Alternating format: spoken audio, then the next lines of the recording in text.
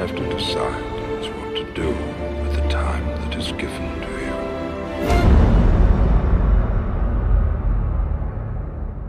Welcome to Durbania. I'm Rhapthorne. I'm Durban. And today we're reading way too much into Lord of the Rings, Return of the King.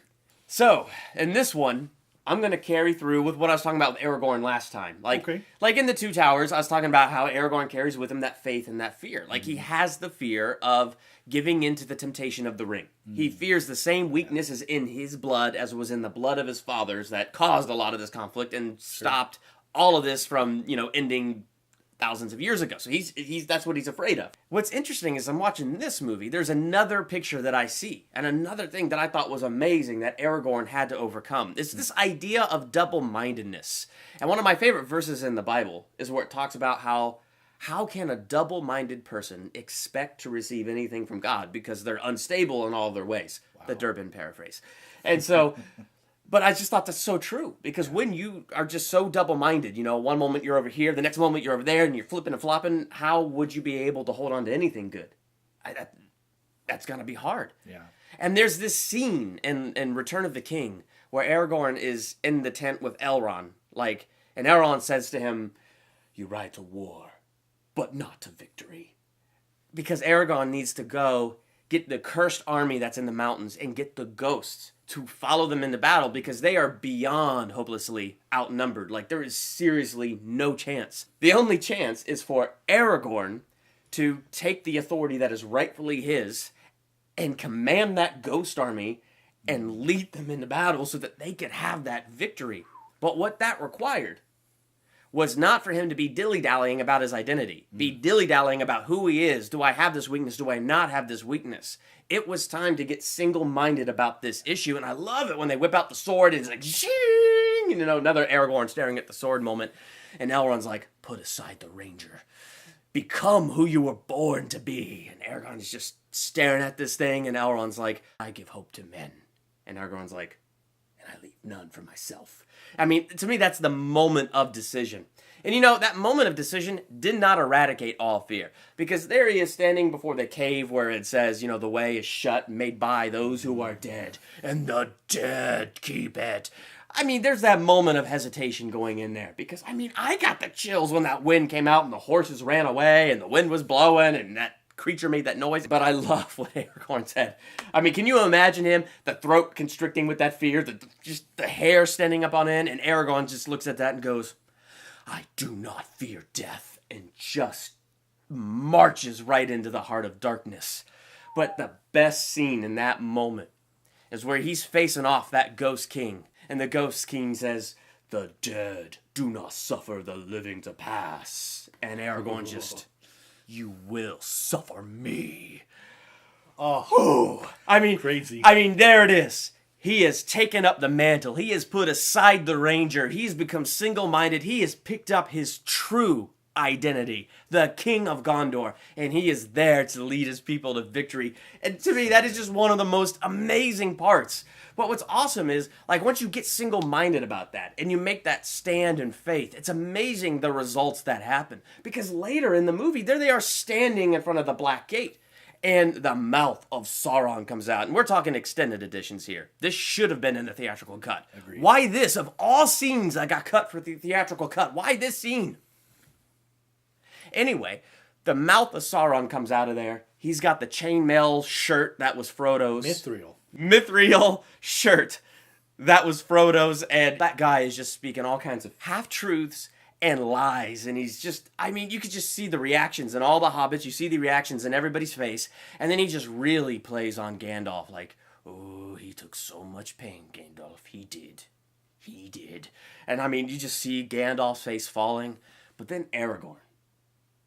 I like this because one of the results of this dude being single-minded, the whole plan was to draw the army of 10,000 times 10,000 out into the open so that they're not guarding the mountain, so Frodo and Sam could get the ring in there. This whole thing, it's almost like a gamble, except it's truly being taken on faith. Yeah. They know Frodo and Sam are in there, and they have faith that they're alive and they can make it. So they're drawing out an army to give them a clear path.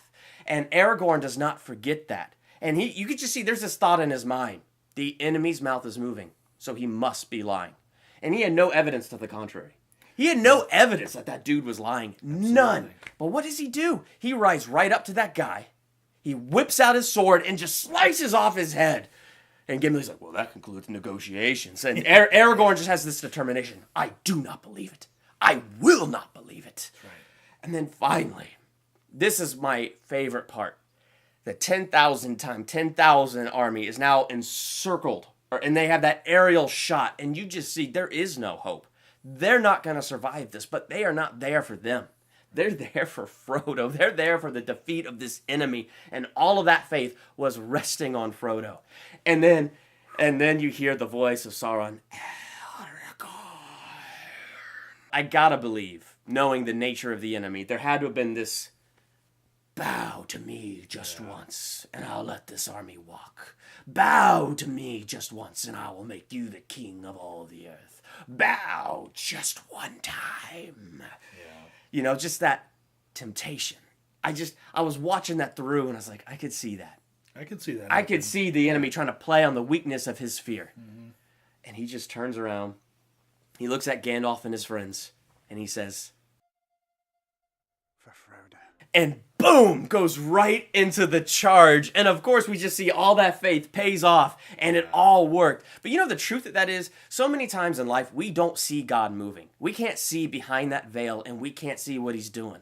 And there's that enemy whispering half-truths, and he's whispering to us all-out lies, trying to get us to disbelieve what God is saying, to disbelieve that God is moving.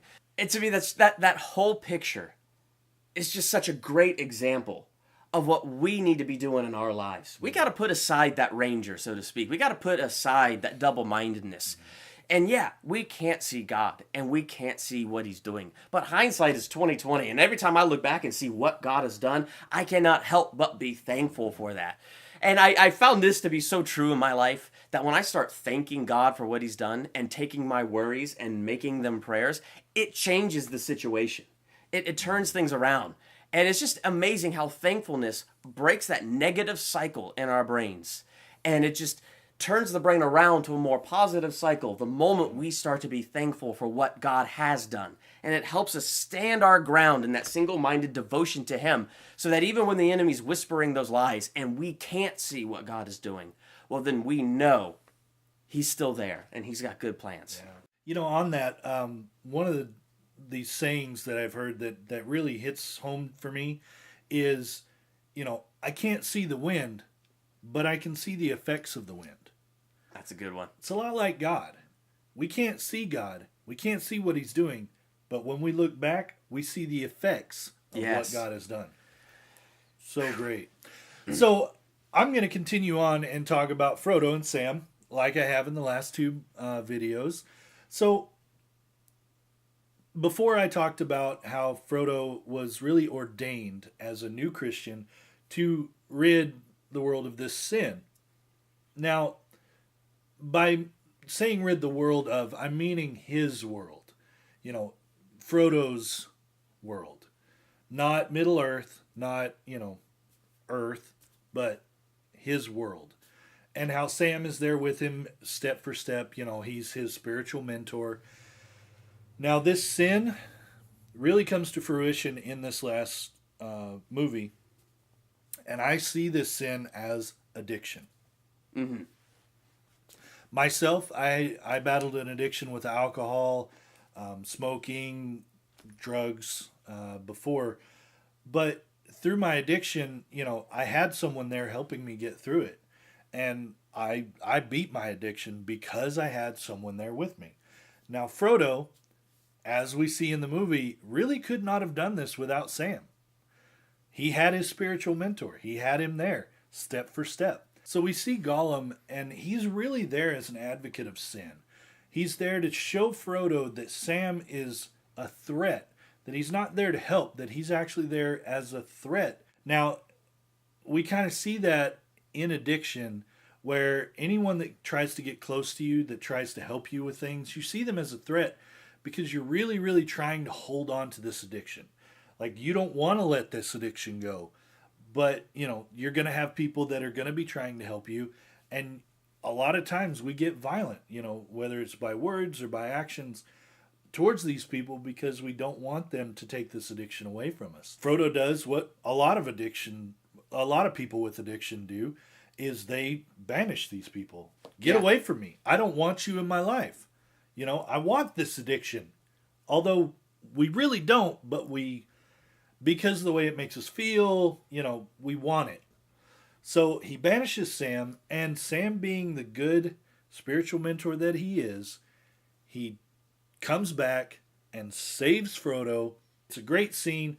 Now, right after he saves him, he's talking to Frodo, and they're crawling up the mountain, and they're both really tired, and Frodo's like basically giving up at this point. Sam, basically, he tells Frodo, he's like, do you remember the Shire? Do you remember these happier times? He tries to pull him out of this darkness and have him remember happier times. Do you remember, the Shire? Do you remember, I forget the touch of grass, the sun shining on your face, things like that. Some kind of food or whatever. And he's all, no, Sam, I don't even remember the taste of food. I don't remember light on my face. I don't remember the feel of grass. All I see is darkness. I'm naked in the dark, and there is no veil between me and the wreath of fire. That is a moment where you just want to die. You don't want this anymore, whether it's through withdrawals or just really just not wanting to go through this anymore. And then, oh man, Sam, in this pivotal moment, says to Frodo, I can't carry it for you, but I can carry you. Come on!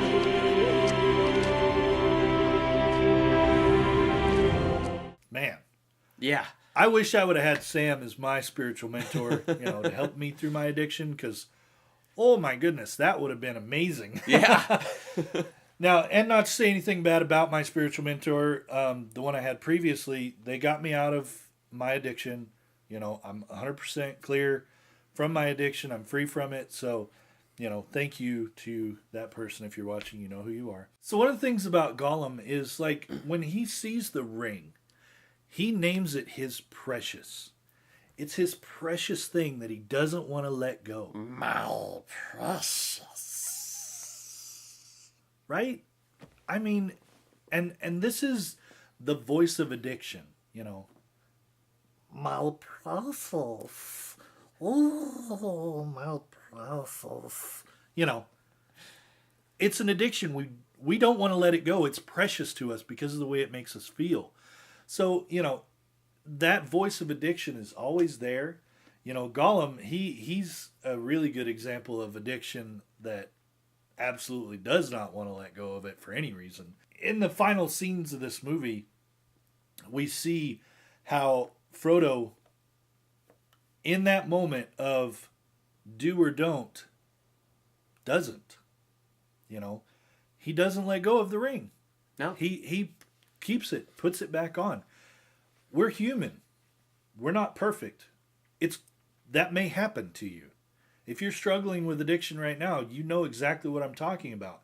You've probably had many, many opportunities where you could just give up that addiction, but it's so hard to just let go that, you need that person there with you to help.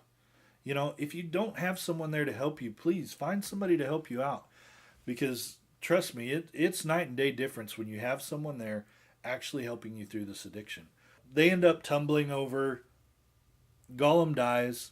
Frodo's hanging on to the ledge.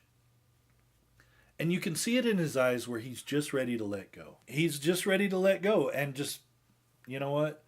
I'm done. This has been too much. I can't take it anymore.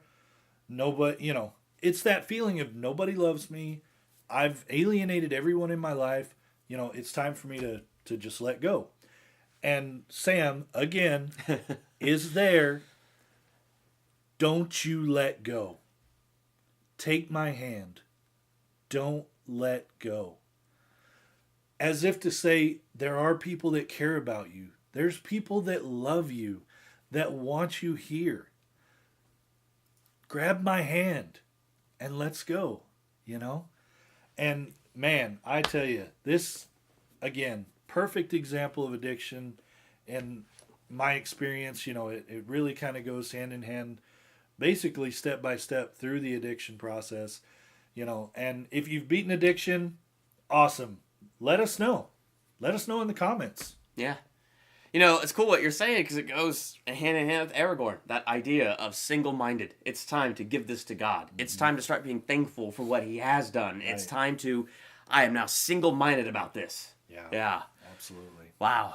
Well, we got to figure out what we're going to read into next, but you can help us with that. What would you like us to read way too much into? You can let us know in the comments. And while you're there doing that, make sure to hit that subscribe button. And check us out on Facebook and Twitter. I'm Durban. And I'm Rhapthorne. Thanks for checking out Durbania.